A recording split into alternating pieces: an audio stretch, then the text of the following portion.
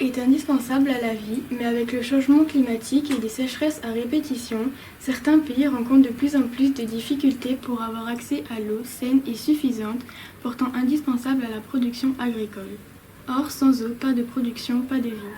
Tu dis sans eau, mais pourtant on parle de planète bleue avec de grandes surfaces en eau et les nuages qui transportent cette eau.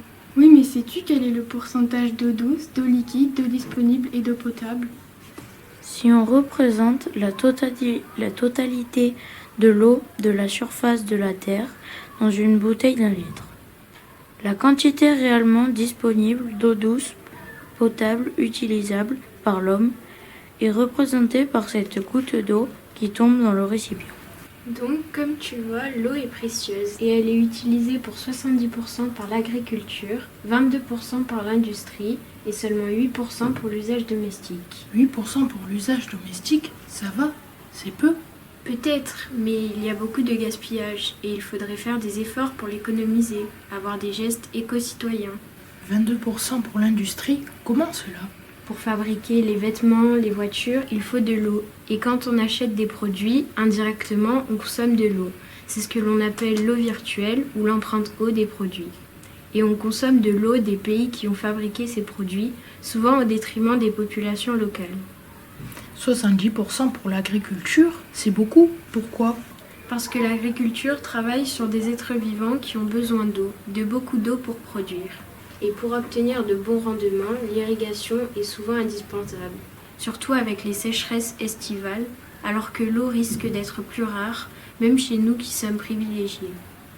Mais que peut-on faire ? En plus de faire des économies d'eau et de stocker l'eau d'hiver, il faut changer de système de production et s'orienter vers l'agroécologie.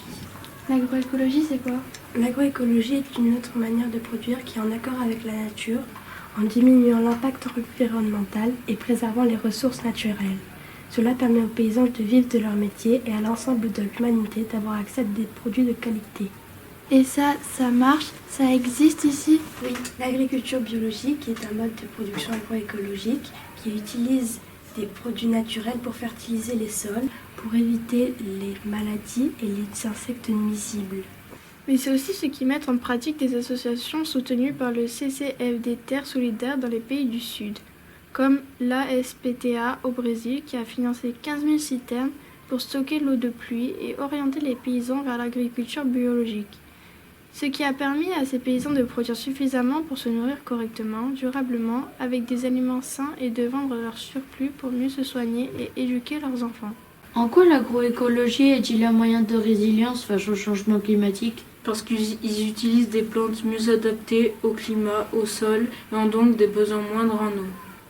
L'expérience de ces partenaires peut nous être utile pour faire face au changement climatique. L'eau, source de vie, l'agroécologie, source de durabilité.